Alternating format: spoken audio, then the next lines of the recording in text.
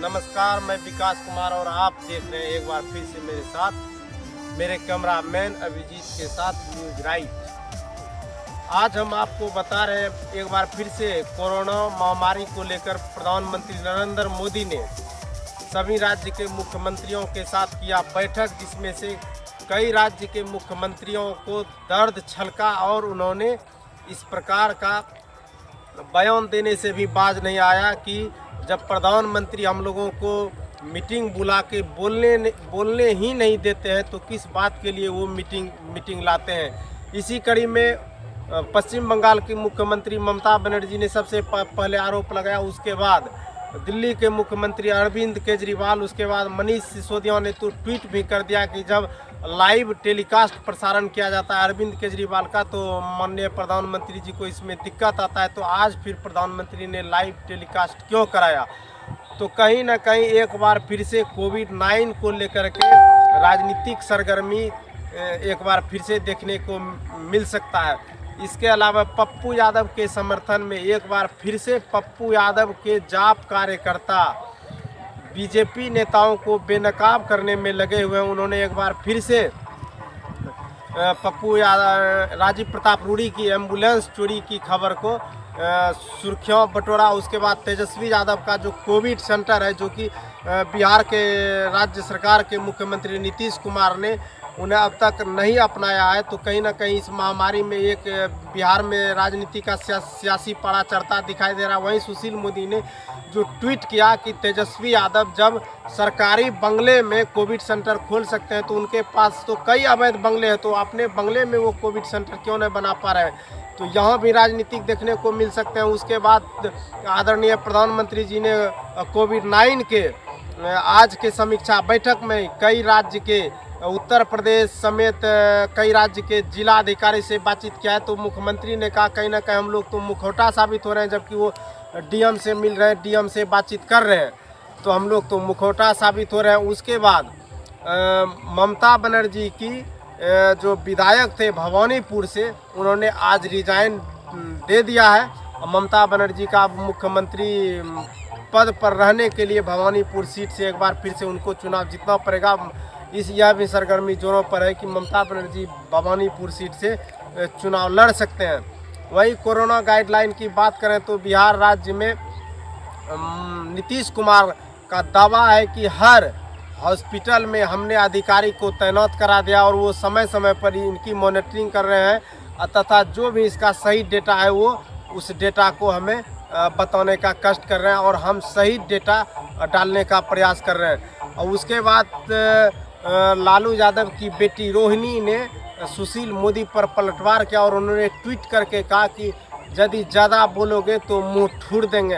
तो कहने का तात्पर्य है कि राजनीति में एक बार फिर से अमर्यादित भाषाओं का प्रयोग होने जा रहा है।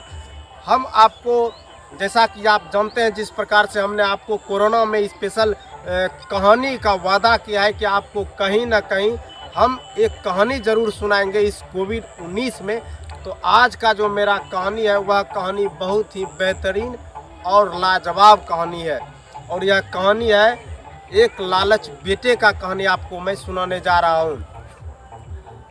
एक ब्राह्मण था और वह काफ़ी सीधा और सपट्टा और अपने आप को ईश्वर में विश्वास करने वाला ब्राह्मण था। वह जंगल में रहते थे और जंगल में रहने के क्रम में उन्हें एक नाग, जो सांप होता है, उनसे उनको प्रेम हो गया था।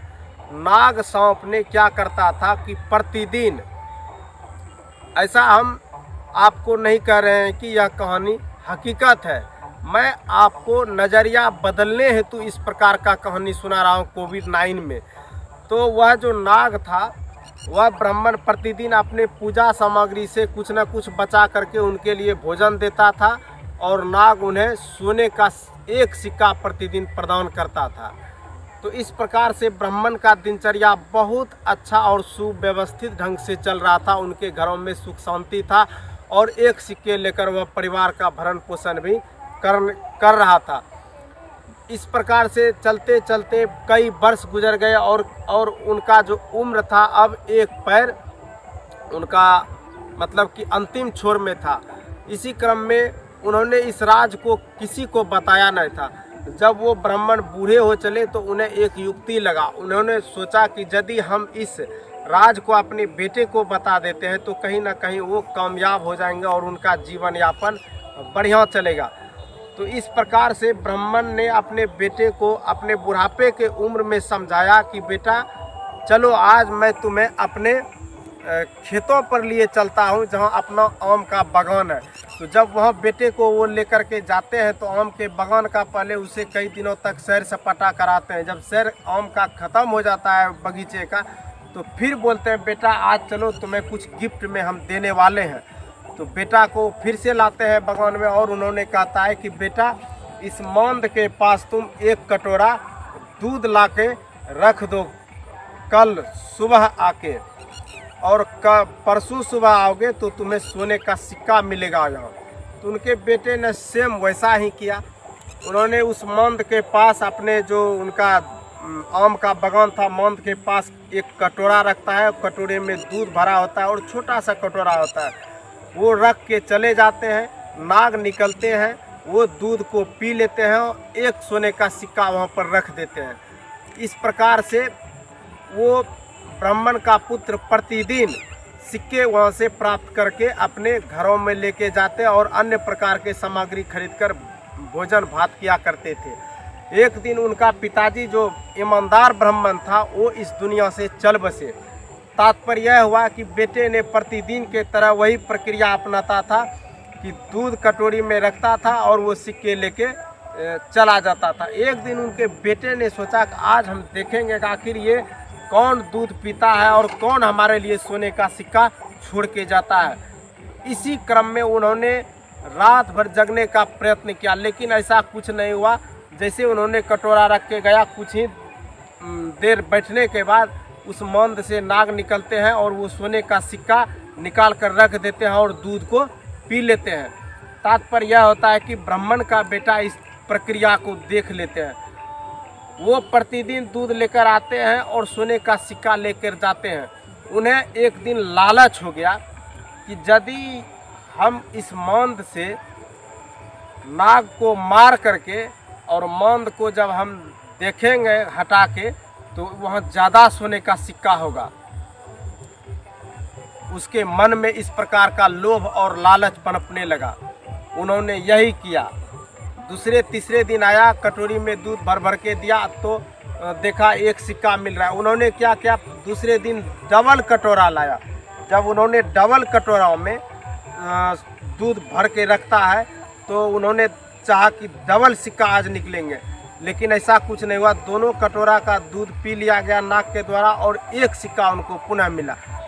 तो इससे उन ब्राह्मण के पुत्र के दिल में गुस्सा आया और उन्होंने उसी क्रम में कुदाल साथ में लेकर आया था और मांद को खुदाई करने लगा। खुदाई करने के क्रम में उन्होंने चाहा कि इस नाग को आज हम मार देंगे और मांद के अंदर, बिल के अंदर जितना भी सोने का सिक्का होगा हम लेके धनवान व्यक्ति बन जाएंगे। उन्होंने ऐसा ही किया। जब मांद का उन्होंने खुदाई कर रहा था तो वहाँ चूँकि वो नाग उनको संबंध था इन परिवार से, उनके पिताजी ने इनका प्रतिदिन दूध या अन्य प्रसाद देकर जो इनको पालन किया था, इसीलिए उन्होंने उसके पुत्र को नहीं चाह रहा था कि हम इसे डस लें, इसीलिए उन्होंने डसना उचित नहीं समझा। लेकिन ब्राह्मण पुत्र को जो लालच हुआ, उन्होंने नाग को मतलब कुदाल रख के लाठी से बारिश किया। इसी क्रम में नाग ने अपने प्राण को त्याग दिया और जब वो देखते हैं बिल को खुदाई करके तो वहाँ एक भी सोने का सिक्का नहीं मिला और ब्राह्मण पुत्र खाली हाथ निराश लौट आए। इस प्रकार हमें इस प्रकार के कहानी से शिक्षा मिलता है कि जीवन में हमें कभी लोभ और लालच नहीं करना चाहिए। लोभ और लालच करने से ज़िंदगी में विनाश का दौर आता है, न कि सुकून और सुख और मतलब कि हंसी का दौर बनता है।